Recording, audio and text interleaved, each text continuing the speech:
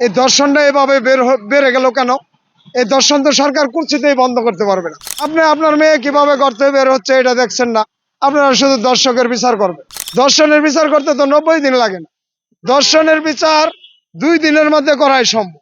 এ ধরনের দর্শন হয়, এ ধরনের কাপড় চোপড় বা পোশাক আশাক বা ব্যবহার যারা করে তাদেরও বিচারের আওতায় আনা উচিত। এখন যে যুবক যুবতীরা রাতের 2টা বাজে ওখানে আসে, আপনারা বলতেছেন যে আইন শৃঙ্খলার অবনতি। যদি এই ধরনের কোনো ঘটনা ওই জায়গায় সংঘটিত হয়ে যায়, তারপরে এই দায় কে নেবে? সেটা দর্শিতর ব্যাপারে বাংলাদেশে কিন্তু সবাই জানে। তো আমার কথা হলো কি, যে একটা দর্শনের বিচারের জন্য এত তোলপাড়, এর আগেও কিন্তু দর্শনগুলো হয়েছিল। তো আমার সবার আগে আমি একটা প্রশ্ন করতে চাই, যে বাংলাদেশের দর্শনের গড় হইল পরিমল। এই পরিমলের কি সুস্থ বিচার এই দেশে হয়েছে? শিক্ষার্থীরা কি পরিমলের সুস্থ বিচার দেখতে পেরেছে? যদি একটি সুস্থ বিচার দৃষ্টান্তমূলক ভাবে দেখা যাইত, তাহলে দর্শনের বিচারগুলো হতো। আর বর্তমানে যে 7 বছরের মেয়েটাকে দর্শন করা হয়েছে, এটা অবশ্যই আমরা রিক্সা চালকদের পক্ষ থেকে সর্বোচ্চ নিন্দা জানাই। এ ধরনের কাজ যারা করছে তাদেরকে অতি দ্রুত আইনের আওতায় এনে সর্বোচ্চ শাস্তি নিশ্চিত করার জন্য দাবি জানাচ্ছি। পাশাপাশি আমি একটি কথা বলতে চাই, শুধু দর্শকের বিচার করলে চলবে না, দর্শন করার জন্য আহ্বান এবং এই যে দর্শনের অনুভূতি তৈরি করে এদেরও বিচার করতে হবে। আপনি শুধু দর্শনকারীর বিচার করবেন আর দর্শন করার জন্য বিভিন্ন ধরনের পায়তারা তৈরি করবেন, এগুলো করলে তো দর্শনের কোনো সঠিক বিচার হবে না। আপনারা এই মুদির দোকানগুলোর খবর জানেন, এই দর্শনটা এভাবে বেড়ে গেল কেন? এই দর্শন তো সরকার কুচিতেই বন্ধ করতে পারবে না। আপনি যে ধরনের এনার্জির ঔষধ মুদির দোকান, ডাক্তারের দোকান, চায়ের দোকানে বিক্রি করা হয়, এ ধরনের মানুষ যদি এনার্জি ফিল করে, তারপরে যদি সে মিস্টেক হয়, তাহলে তো এটা কি বলবো আপনার এই সাংবাদিক এগুলো দেশবাসীর কাছে বলে কথা, এটা তো ওই উইল জাস্টিস বললে হবে না। একজন বিচারপতি তো কে কখন এনার্জি ট্যাবলেট খেলে ওর পিছিয়ে ঘুরবে না। এগুলো নিয়ে ভালোভাবে আমরা 8 মাস আগে বলছি, এই দ্রব্যমূল্যের দামের লগে দর্শনের অনেকটা মিল রয়েছে। আপনারা যদি আমাদের সাথে আলোচনা করেন, তাহলে এই দর্শন নিয়ন্ত্রণ হবে, অন্যথায় এই দেশ থেকে দর্শন কোনোদিনই দূর হবে না। এখন দর্শনের নামে আবার অন্য পায়তারা শুরু হয়ে গেছে। আপনারা জানেন যে 1লা বৈশাখে কিন্তু ওই রাজু ভাস্কর্যের মোড়ে একটা দর্শন সংগঠিত হয়েছিল, যার জন্য বাংলাদেশে বুবুজেলা নিষিদ্ধ করা হয়েছে। এখন যে যুবক যুবতীরা রাতের 2টা বাজে ওখানে আসে, আপনারা বলতেছেন যে আইন শৃঙ্খলার অবনতি। যদি এই ধরনের কোনো ঘটনা ওই জায়গায় সংঘটিত হয়ে যায়, তারপরে এই দায় কে নেবে? এ দায় নিবে কে? এটা তো একটা দেশের যে বিচারিক ব্যবস্থা সম্পূর্ণভাবে ভেঙে পড়েছে। এখানে আইনের শাসন নাই। যতটুকু আমরা আছি সম্পূর্ণ আমাদের মানবিক সভ্যতা। এখানে আইনের শাসন আপনি কোত্থেকে পাচ্ছেন? আপনি আইনের শাসনটা পাবেন কোথা থেকে? আপনি আপনার মেয়ে কিভাবে করতে বের হচ্ছে এটা দেখছেন না, আপনারা শুধু দর্শকের বিচার করবেন। দর্শকের বিচার করার আগে আমি প্রশ্ন করতে চাই, এ ধরনের দর্শন হয়, এ ধরনের কাপড় চোপড় বা পোশাক আশাক বা ব্যবহার যারা করে তাদেরও বিচারের আওতায় আনা উচিত।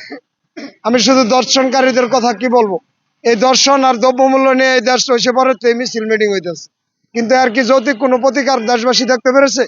আমরা বলছি আমাদের সাথে আলোচনা করেন।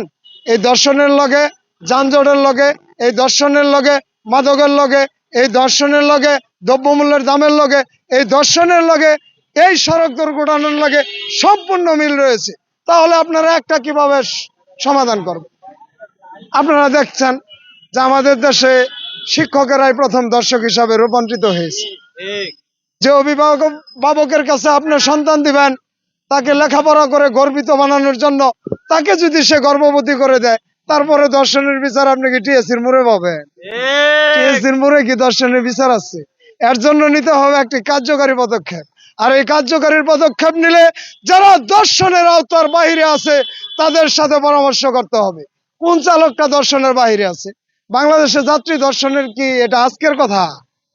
আপনারা কি শুনছেন যে কোনো রিক্সা চালক দর্শন করছে, কোনো যাত্রীর লগে টিচিং করছে? কোনো খবর আপনারা পাইছেন? যারা দর্শন করে না তাদের সাথে দর্শনের পরামর্শ করতে হবে। কিন্তু যে শিক্ষকেরা দর্শন করে, তাদের মেধাবীরা যদি দর্শনের বিরুদ্ধে আন্দোলন করে, একদিন দর্শনেরও মেলা বসবে এই দেশে। এগুলা কইতে গেলে হয়তো রিক্সা চালক হিসাবে আমারে বলবে, আমি দর্শন, ব্যভিচারী, পরক্রিয়া এগুলোর বিরুদ্ধে সবসময় সোচ্চার। কিন্তু আমরা সোচ্চার হলে কি হবে? আমরা রিক্সা চালকেরা যত সভ্যতার মধ্যেই চলি না কেন, 10 টাকা ভাড়া চাইলে আমার 14 গোষ্ঠী খারাপ। এগুলো দেশবাসী জানে। আমি যত ভালো কথাই বলি আমি রিক্সাওয়ালা, আমার এই ভালো কথার দাম হবো না। কারণ ওই কিছুদিন আগে আপনি দেখছেন যে জগন্নাথ ভার্সিটির শিক্ষকও কিন্তু একজন দর্শকের রূপান্তরিত হয়েছে। ঢাকা ইউনিভার্সিটিরও কিন্তু এই ধরনের সুনাম রয়েছে। তাদের মেধাবীরাই তো আজকে দর্শনের মিছিল করতেছে। কেন আমি আইন ব্যবস্থাকে দোষারোপ করব? এদেশে কি আইনি ব্যবস্থা আছে? আপনি যদি আইনি ব্যবস্থা থাকতো তাহলে এই শিক্ষক পরিমল বাবু কিভাবে এখনো নিঃশ্বাস ফেলতেছে, এটা আমি জাতির কাছে প্রশ্ন করতে চাই। তাহলে এই বিচার ব্যবস্থার প্রতি যদি আপনি এই বিচার ব্যবস্থার জন্য যদি রাস্তা আটকায়া আন্দোলন করেন, তাহলে এটা তো আর বিচারপতিদের জন্য করলেন না, এই দেশবাসীর ভোগান্তি তৈরি করার জন্য করলেন। দর্শনের বিচার করতে তো 90 দিন লাগে না, দর্শনের বিচার 2 দিনের মধ্যে করাই সম্ভব। কারণ এই দর্শন করার জন্য কেউ কাউকে আহ্বান করে না। যারা এই ধরনের কর্মকাণ্ড বাংলাদেশের জমিনে চালাবে, আমি বলবো এই বিচার ব্যবস্থার মধ্যে তাদের শাস্তি নিশ্চিত করা কিছুতেই সম্ভব না। কেননা এখানে স্বচ্ছ লোকের অভাব রয়েছে। আপনি যাদের নিয়ে বিচার ব্যবস্থা আপনি বলছেন, এরা তো সাবে, এরা 54 বছরের এই সমস্ত ব্যবস্থা তারা জানে। তারা জানে নাই যেটা তাদের সুবিধা হবে এই এই আইন সংবিধানে দিবে, আর যে আইনের মাধ্যমে দেশের গরিব মানুষ এই রিক্সা চালকদের সুবিধা হবে, এই আইনগুলো তারা সংবিধান থেকে বাদ দিয়ে দিয়েছে। আপনারা আজকে দর্শনের বিচার পাবেন। দর্শনের জন্য আমি 2 দিন ধরে আন্দোলন করতে দেখতেছি। আসলে কি ওরা গ্রেপ্তার হয়েছে? 1 জন, 4 জন গ্রেপ্তার হয়েছে। তাহলে বাকি যারা আছে তাদেরকে দ্রুত গ্রেপ্তারের আওতায় এনে এবং এই আইনের কারিকুলাম সম্পূর্ণ আমাদের সাথে আলোচনা করে পরিবর্তন করলে আগামীতে দর্শন, মাদক সেবন, যানজট, সড়ক দুর্ঘটনা, এমনকি দ্রব্যমূল্যের উগ্রগতি নিয়ন্ত্রণ করার সুন্দর একটা রাস্তা তৈরি হবে।